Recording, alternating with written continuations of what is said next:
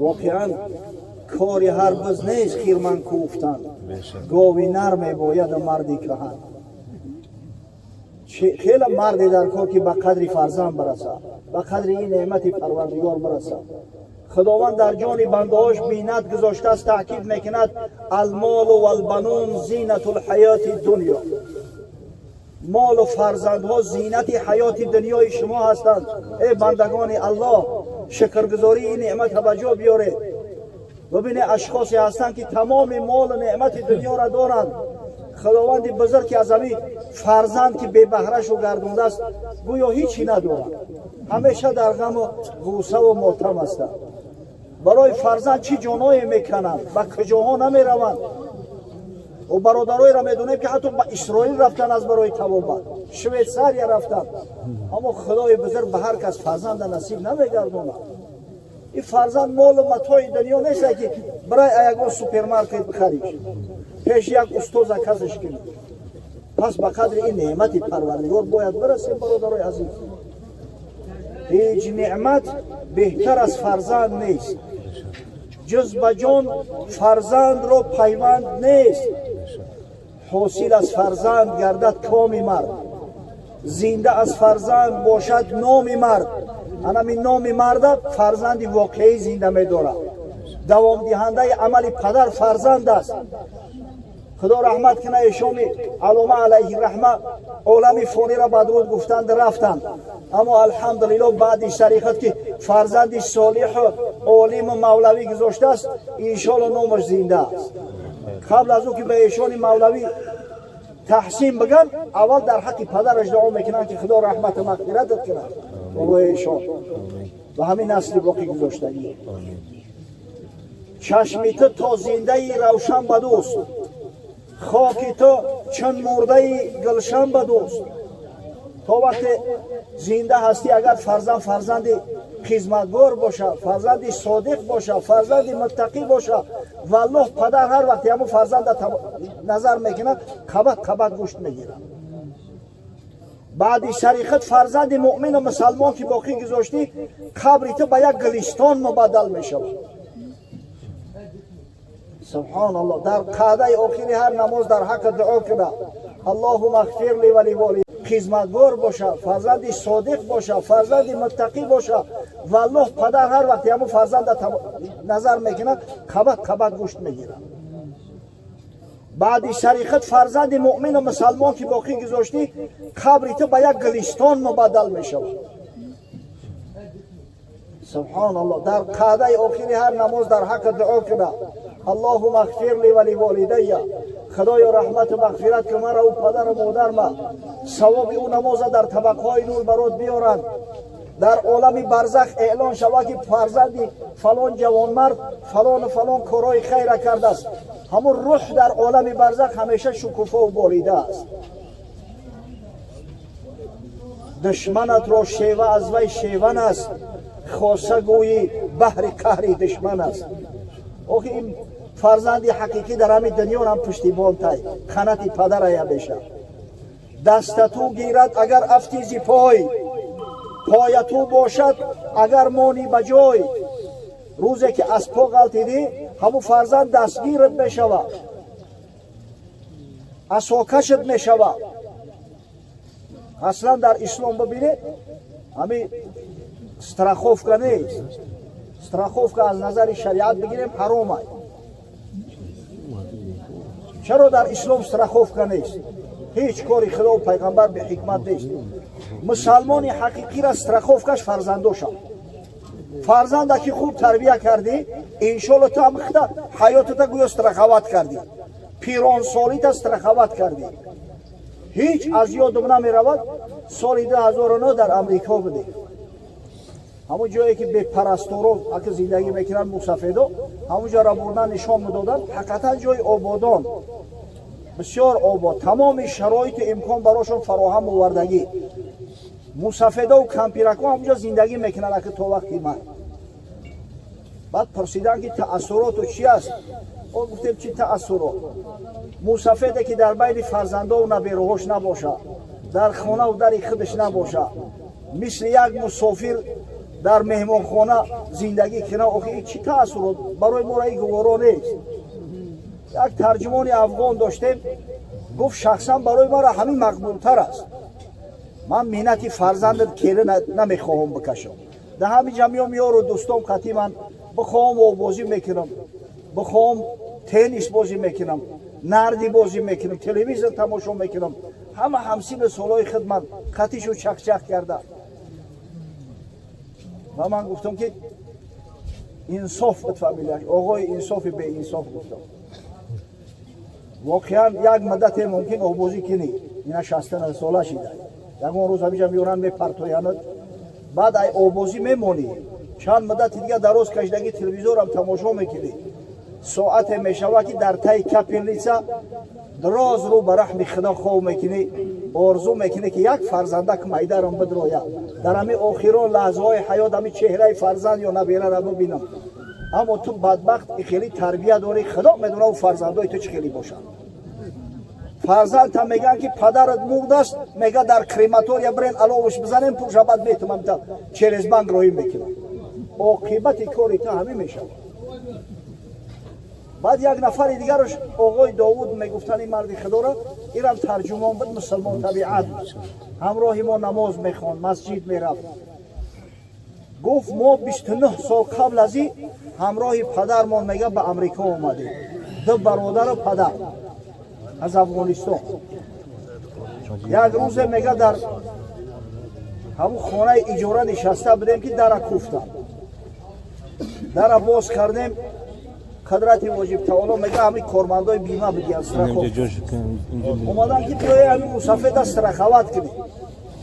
میگه پدر نمیدونست که استراخوف کشتیه گفت استراخوانش چی باشه. گفتن حوزی کم کم امکان داره پول میسپارم فرزندات پگه وقتی که بیمار شدی تمامی دارو و دوا در کلای همین کمپانی هم میبرده حضرت ها بیایی مرحمت کنی. وقتی که مردی تمامی همون گور و کفن همه را همین کمپانی انجام میده دیگه یکون تشویش باقی نمیمونه. میگه پدر به یک غرور اسلامی قسم به الله در دنیا همین غرور فقط مسلمان ها دارن. دستی راستش میگه در کتیفی من پرداخته دستی چپش در کتیفی دادرم. گفت بیمه من در حیات من همین فرزندام من همین فرزندا را برای همین تربیت کردم. الله دست تو گیرد اگر افتیزی پای تو باشد اگر مانی بجای. خدا کنه که فرزند انمی خیلی تربیت کنیم با یک آبرو و افتخار بعد گفته بتونیم که انشالله بیمه ما در حیات بعدی وفات هم همین فرزندامون است. سبحان الله. حضرت صلی الله علیه و سلم تاکید میکند در روایتی که امام بیهقی از حضرت عبدالله ابن عباس رضی الله تعالی عنهما آورده است من ولد له ولد فلیحسن اسمه و ادبه. کسی را که خدای تعالی صاحب فرزند کرد همین نعمت بزرگ براش عطا کرد باید که نام نیک زیبا برای او فرزند بگذارد. راستی نام بچه خوجی را نمیدونه احمد جان ماشاءالله نام نیک زیبا نامی که باعث افتخار پدر و مادر و باعث افتخار فرزند هم در دنیا و هم فردا روز قیامت باشه بگذاره. و وقتی که به عقل تر شد در پی تعلیم و آدابش کوشش کنه تعلیم و آداب خوب اسلامی را براش فراهم بیاره. این خدا را شکر میکنیم که فرزند مسلمان زاده نامش احمد جان گذاشتیه به خاطر اشرف انبیا محمد مصطفی صلی الله علیه و سلم. انشالله مردی که فرزند چه به نام از نامهای پیامبر صلی الله علیه و سلم نامگذاری میکند فردا روز قیامت هم خودش و هم فرزندش و هم اهل خاندانش از شفاعت رسول الله صلی الله علیه و سلم برخوردار میگردند. حضرت گفت انکم ستدعون یوم القیامه باسمائکم و اسماء آبائکم. شما را فردا روز قیامت به نامها و نامهای پدراتون صدا میکنند. انشالله صدا میکنند که احمد جان ابن سلطان فاحسنوا اسماءکم. از همین خاطر سعی کنه که نام خوب زیبا بگذاره نام کتابی بگذاره نام بگذاره که به شنیدنش مردم الکی بفهمند که الحمدلله همین مسلمان است. و پدر و مادری مسلمان با ایمان داشت که برای فرزند سعی کردند نام خوب و زیبا گذاشتند. نامای مجهول نگذاره، نامای غیر کتابی نگذاره. احمد جان، احمد نامی از نامهای بزرگ رسول الله صلی الله علیه و سلم است که خداوند در قرآن عظیم شأن ذکرش آورده است.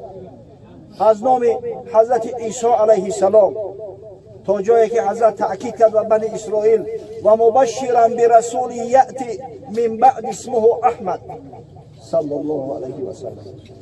ای بنی اسرائیل، من بشارت دهنده هستم شما را به پیغمبری که بعد من می آید و نام بزرگش احمد است.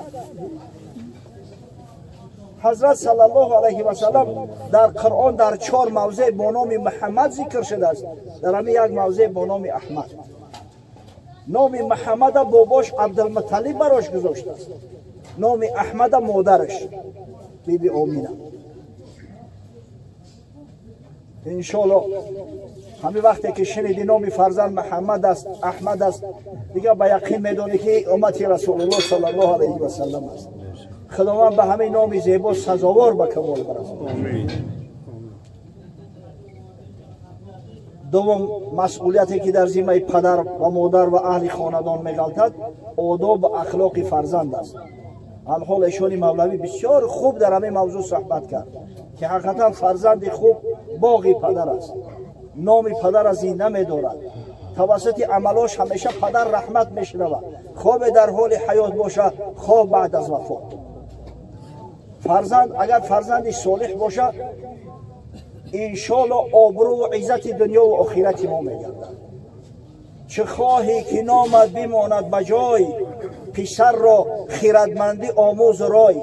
میخواهی که نام در دنیا زنده یاد باشد، فرزند از همه خوردی تعلیم بده، با کتاب خدا آشناش کن، با علم پیامبر صلی الله علیه و سلم آشناش بگردون. بگذار علوم دنیوی را با آموزه، یک هنر یاد بگیره که گر عقل طبعش نباشد بس، بمیری و اصلا نماند کسی. ندادی در جان خود جور کردی، میبری 5 سال پس همه دیگه فراموشت میکنن. خیرد هنرمند پرهیزگارش برار، گرش دوست داری بنازش ندار. فرزند دوست میداری، سعی که یا علم با آموزه یا تعلیم بگیره. در خبر اومده است باره میگه هارون رشید خلیفه 5 عباسی از امام اصمعی سوال کرد که یک عالم زمان بود، معلم فرزندای هارون رشید بود، امین مأمون در نزدش تعلیم گرفتن. گفت یگان قصه عبرتناک گفت زد، یک قصه عبرت بخش در همین تعلیم تربیت فرزندان. گفت حضرت یک قصه نه 2 قصه میکنم، یکیش مثبت است دیگرش منفی. وقتی عمر ابن عبدالعزیز رحمه الله تعالی از دنیا رفت، میگه 11 فرزند باقی گذاشته است. برای 11 فرزند خلیفه مسلمانان، شخصی که مدت 2 سال و 9 ماه تمام عالم اسلام اداره میکرد، 18 درم میراث مونده است. با هر کدومش یک از 10 چند درم میرسد. پادشاه برای فرزنداش 18 درم میراث مونده است. زمانای شد گفت که قحطی و گرسنگی شد، این فرزندا علاقه به کمال رسیدند. یکی ایامی فرزندای عمر ابن عبدالعزیز من دیدم که هر سحر هر شام برای هزارها نفر مردم گرسنه و تشنه طعام آماده میکرد. و برای که تعلیمش داده بود، علم آموخته بود، هنر یاد گرفته بود. ما نحل والد ولدا افضل من ادب حسن. هیچ پدر برای فرزندش از همین آداب و اخلاق و تعلیم خوب و حسنه میراثی گرانبهاتر گذاشته نمیشه. گفت قصه دویمش چی است؟ گفت بعد عمر ابن عبدالعزیز به تخت خلافت هشام ابن عبدالملک اومد، رفت برای 8 فرزندش برای هر کدامش میلیون ها دینار باقی گذاشته است، میلیون ها به هر کدامش. اما سالای شد که فتنه ها خستند، دولت از دست اموی ها رفت به عباسی ها گذشت. یکی همین فرزندای هیشام که زیاده از میلیون دینار میراث گرفته بود، دیدم که در بازار گدایی کرده است.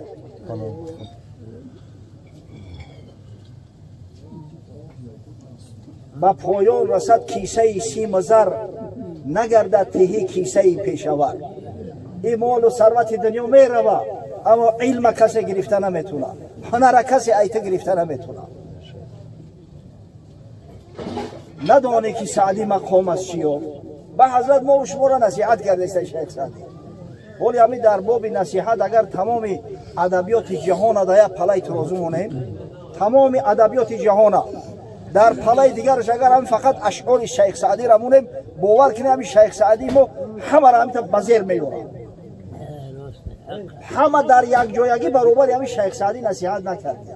همین حضرت به ما و شما مراجعت کرده است، میگن ندانی که سعدی مقام از چیه؟ این حضرت در هم زمان حیات بودنش به حد شهرت داشت که پادشاه ها به زیارتش می اومدن، نه هامون نوشته نه دریا شکافت. این حضرت کراماتی نداشت که کوه بشکافت کنه و ای بالای دریا بگذره که پشتر نشود. بخورده بخورد از بزرگان قفا، خدا دادشان در بزرگی عطا. در میدکیش در حالی کون شته خورده خان، تعلیم گرفت، گوش شتا دادن تعلیمش دادن. انا خدای بزرگ در بزرگی اینمی عطا و اینمی آبرو و عزت عطاش کرد. بعد حضرت یک سخن بسیار بزرگی را گفته است، انشالله کسی به همو عمل کنه هرگز فرزنداش خور نمیشود. گفت هر آن طفل کو جوری آموزگار، نبیند جفا بیند از روزگار. همین هر کودکی که در خردی اگر جوری آموزگار را ندیده باشه، در زندگی شتای بسیار میخورد، عذاب زیاد میکشد. هر کودکی که اقلا یک بار آب دیدهش در بالای هفتیه که در بالای 4 کتاب چکیدگی نباشه، اون ملو نمیشود، عالم نمیشود. در ادامه حدیث که این مجلس ما برداشت او را نداره و امید دارم که خداوند عمر ما بده که در هموش هم اشتراک داشته باشیم. حضرت گفت فاذا بلغ فلیزوجه، وقتی فرزند به بلاغت رسید پدر باید سعی کنه که ابو فرزند خانه‌دار کنه. خداوند بزرگ احمد جان بی درد بی رنج با کمالش برسونه، فرزندی فرزانه و صالح. پروردگار قومی را که در این محفل معرکه شرکت دارن عمرشون بده و سلامتیشون بده که ما در توی ازدواج احمد جان شرکت داشته باشیم. ربنا افتح بیننا و بین قومنا بالحق و انت خیر الفاتحین. ربنا آتنا فی الدنیا حسنه و فی الاخره حسنه و قنا عذاب النار. آمین یا رب العالمین. هدية واصلة مني ومنا إلى روح نبينا محمد صلى الله عليه وسلم، وإلى روح آبائنا وأمهاتنا وذرياتنا وإخواننا المسلمين، وإلى أرواح جميع المؤمنين والمؤمنات والمسلمين والمسلمات. اللهم اغفر لي ولوالدي، اللهم اغفر لي ولوالدي ولأستاذي ولجميع المؤمنين والمؤمنات والمسلمين والمسلمات. اللهم ربنا هب لنا من أزواجنا وذرياتنا قرة أعين واجعلنا للمتقين إماما. اللهم وفقنا لما تحب وترضى واجعل آخرتنا خيرا من الأولى. اللهم لا سهل إلا ما جعلته سهلا وأنت تجعل الحزنة إذا شئت. لا إله إلا الله الحليم الكريم، سبحان الله رب العرش العظيم، والحمد لله رب العالمين. نسألك موجبات رحمتك وعزائم مغفرتك والغنيمة من كل بر والسلامة من كل إثم. اللهم لا تدع لنا ذنبا إلا غفرته، ولا هما إلا فرجته، ولا مريضا إلا شفيته، ولا ضالا إلا هديته، ولا دينا إلا قضيته، ولا حاجة من حوائج الدنيا والآخرة إلا قضيتها يا أرحم الراحمين.